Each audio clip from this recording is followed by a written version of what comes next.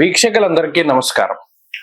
June నెల ద్వాదశ రాశులపై ఏ విధమైనటువంటి ప్రభావాన్ని చూపెడుతూ ఉన్నది, జూన్ నెలలో ఉండేటువంటి గ్రహస్థితి 12 రాశులను ఏ విధంగా ప్రభావితం చేస్తూ ఉన్నది, ఈ విషయాన్ని ఈ వీడియో ద్వారా తెలుసుకుందాం.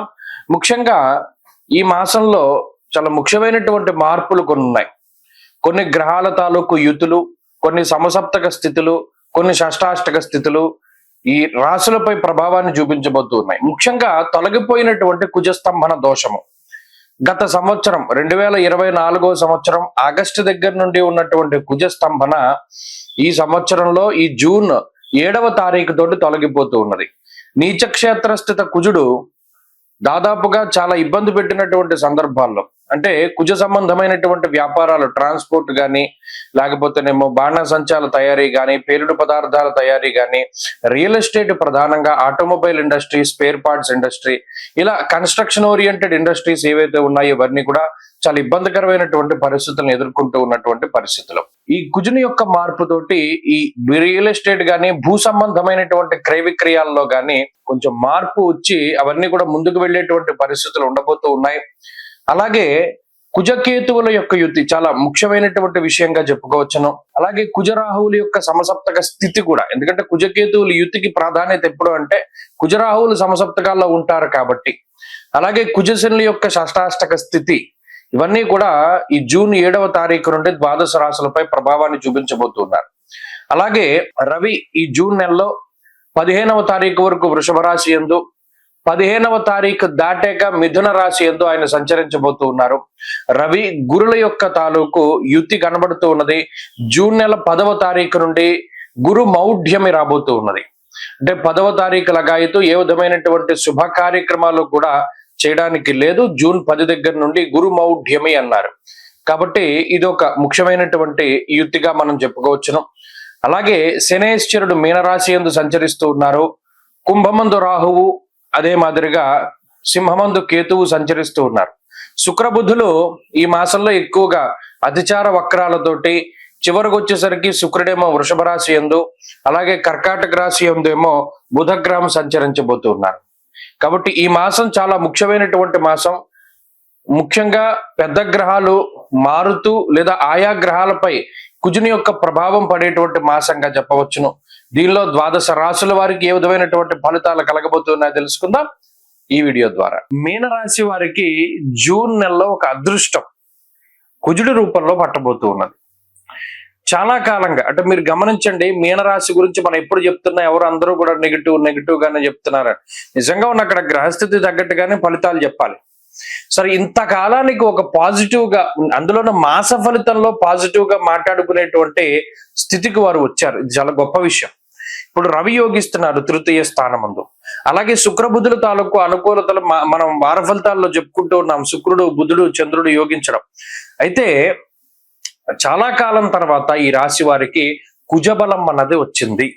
ఇది చాలా గొప్ప విషయం. జూన్ 7వ తారీఖు దగ్గర నుండి ఈ రాశి వారికి షష్ఠ స్థానమందు కుజుని యొక్క సంచారం ఉంటుంది. ఇది ఎందుకు చాలా ముఖ్యం అంటే, ఏలినాటి శని జన్మరాశి స్థిత శనేశ్వరుడు చాలా ఇబ్బంది పడుతున్నారు. తేజోహా నిర్మతిర్భ్రం సోమన పీడ భయంతదా అన్నారు. అంటే వాళ్ళు ఏం చేయడానికైనా ఒక థాట్ రాదు, ఒక ఆలోచన రాదు. సరే, మనం ఉన్న పరిస్థితి బ్యాడే, దీని నుండి బయటపడడానికి ఏం చేయాలి అన్న ఒక ఆలోచన రాదు. రాహు వ్యయస్థానంలో ప్రతిదీ సర్వనాశనం అయిపోయే పరిస్థితులకు ఆయన కారణమవుతారు. దారిద్ర్యం, ధన నాశం, నేత్రపీడ, హరిపోర్భయం. అయితే వాడికి వాడే సర్వనాశనం చేసుకుంటాడు. లేకపోతే వీడి దగ్గర ఏమైనా ముఖ్యమైన ఉంటే దొంగలు పట్టుకుపోతారని చెప్పి శ్లోకంలో చెప్తున్నారు. అంటే ఏదైనా పోవడమే, రావడం ఏం లేదు ఇక్కడ. శని రాహువులు ఇద్దరు చాలు మీనరాశి వాళ్ళని పట్టుకుని పీడిస్తూ ఉన్నప్పుడు వాళ్ళ నిద్ర పట్టదు, మానసిక ప్రశాంతత ఉండదు. ఇక వాళ్ళు కొన్ని సందర్భాల్లో మనం ఎవరికి ఏం చెప్పుకోలేకపోతాం. చెప్పుకుంటే సిగ్గుచేటు అన్నట్టు. మనం వీడికి చెప్పుకుంటే మన బాధలు వీడు ఏమైనా ఆరుస్తాడా, తీరుస్తాడా, లేనిపోయిన విధంగా వాడు మనల్ని కించపరచడం, మన ఇబ్బందులు వాడికి తెలియడం అని కొన్ని విషయాలు చెప్పడానికి కూడా మానేస్తారు. అంటే చెప్పుకోదగ్గ పరిస్థితులు కూడా ఉండవు. మదన పడుతూ ఉంటారు వారిలో వారు. సరే, కొంతలో కొంత గత నెల 15వ తారీఖు, అంటే మే 15వ తారీఖు దగ్గర నుండి కొంత వెసులుబాటు రవి యోగిస్తూ ఉన్న కారణం చేత ఏదైనా ఒకటి మనకు సొల్యూషన్ దొరకబోతుందా, మనం బయటపడకపోతామా అనుకునేటువంటి సందర్భాల్లో ఇప్పుడు కుజుడి యొక్క మార్పు చాలా ప్లస్. ఈ 6వ స్థానమందు ఉండేటువంటి కుజుడు వస్త్ర లాభో, ధాన్య లాభ, ధన లాభ, యశస్తథ, ఎన్ని లాభాలు చెప్పాడు చూడండి. ఇక్కడ ఆర్థికమైన పరిపుష్టిని కుజుడు ఇస్తారు.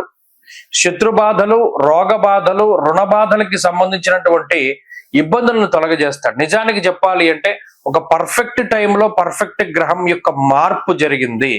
ఇది ఏ రాశికి అనుకూలంగా ఉన్న మీనరాశి వాళ్ళకి చాలా ముఖ్యమైనటువంటి మార్పు. ఈ కుజుడు గనక మారకుండా ఉంటే వీరి బాధలకి చాలా ఇబ్బంది పడేవారు. ఇప్పుడు కుజుడు మారడం ద్వారా మీనరాశికి ఇది కలిసి వస్తుంది. మీరు ఖచ్చితమైన మార్పును చూస్తారు. జూన్ 7 దగ్గర నుండి ఒక నెలన్నర పాటు కుజుడిచ్చేటువంటి ఫలితం మీరు అబ్జర్వ్ చేయండి. గత నెల రోజులుగా ఉండేటువంటి పరిస్థితులకి ఇక మీదట ఉండేటువంటి పరిస్థితులకి చాలా వ్యత్యాసం ఉంటుంది. ఆర్థికంగా బాగుంటుంది, ఆరోగ్యపరంగా బాగుంటుంది, ఉద్యోగపరంగా బాగుంటుంది, ఒకంత కాన్ఫిడెన్స్ వస్తుంది. ఆరోగ్యం మెరుగుపడడం కూడా ఒక సెల్ఫ్ కాన్ఫిడెన్స్ గా చెప్పచ్చు. అంటే వయసులో పెద్దగా ఉన్నటువంటి వారు, లేకపోతేనేమో వృద్ధాప్యంలో ఉండేటువంటి వారు పడేటువంటి బాధలు వర్ణనాతీతం. ఈ గ్రహాలు అంత పీడించేస్తున్నాయి. అది ఆ సమయంలో కొంత ఈ వెసులుబాటు రావడం మీన రాశికి చాలా మంచిది. ఈ కుజుని యొక్క స్తంభన తొలగిపోయిన తర్వాత ఇది ఒక మంచి మార్పుగా చెప్పచ్చు. ఇది ఆర్థికంగా బాగుంటుంది, ఆరోగ్యపరంగా బాగుంటుంది, సంతాన పరంగా బాగుంటుంది. ఎందుకంటే మరి పంచమంలోంచి బయటకు వచ్చేసారు కాబట్టి సంతానానికి సంబంధించిన పురోగతి కూడా ఈ రాశి వాళ్ళకి ఉంటుంది. కాబట్టి అన్ని విధాలుగా జూన్ నెల గత మాసాలతో పోల్చుకుంటే మీనరాశి వారికి చాలా అద్భుతంగా ఉంటుంది. మరిన్ని మంచి ఫలితాల కోసం ప్రతి శనివారం సాయంత్రం శివాలయానికి వెళ్లి నంది దగ్గర దీపం పెట్టండి. ప్రతిరోజు రుద్రకవచం పారాయణ చేయండి. వీలుంటే ఉమామహేశ్వర స్తోత్రాన్ని కూడా పారాయణ చేయండి. మధ్య మధ్యలో మానసికమైనటువంటి సంతోషానికి కూడా చంద్రుడు కారణం. ఇలా ఒక్కొక్క గ్రహము మీకుండేటువంటి ఒక్కొక్క బాధను తీసివేస్తూ ఉన్నారు. ఏ గ్రహాల వల్లనైతే గతంలో మీరు బాధలు అనుభవించారో మరలా అవే గ్రహాలు యోగిస్తూ ఉండడం వల్ల ఆయా బాధల నుండి బయటపడతారు. అప్పుల బాధల నుండి బయటపడతారు, రోగ బాధల నుండి బయటపడతారు, శత్రు బాధల నుండి బయటపడతారు, మానసికమైనటువంటి సంఘర్షణ నుండి బయటపడతారు. కొన్ని స్వయంకృతాలు ఉన్నాయి. బద్ధకం ఉంటుంది, అలాగే ఈజీగా డబ్బు సంపాదించాలి, బెట్టింగ్, జోదము, స్పెక్యులేషన్, ఇటువంటివి అవి స్వయంకృతాలు. వాటిని మనమే తగ్గించుకోవాలి తప్పితే గ్రహస్థితి ఏమి చేయలేదు. అవి కర్మ సంబంధమైన విషయాలు. కాబట్టి స్వయంకృత అపరాధాలు తగ్గించుకొని క్రమశిక్షణతోటి ముందుకు వెళ్ళగలిగితే మీనరాశి వారికి పరిస్థితి మరింత మెరుగుపడుతుంది. కాబట్టి అటు వృత్తి ఉద్యోగాల్లోనూ, ఆరోగ్యపరంగాను, కుటుంబ పరంగాను, ఐశ్వర్యపరంగాను అన్నిట్లోనూ కూడా కొంత ఎదుగుదల కనబడుతూ ఉన్నది.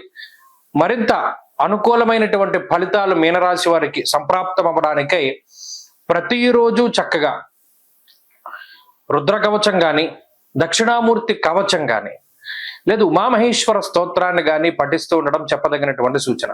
వారంలో కలిసి వచ్చేటువంటి రోజు శుక్రవారంగా చెప్పవచ్చును. అదృష్ట సంఖ్య 5, అదృష్ట వర్ణము తెలుపు. స్వస్తి.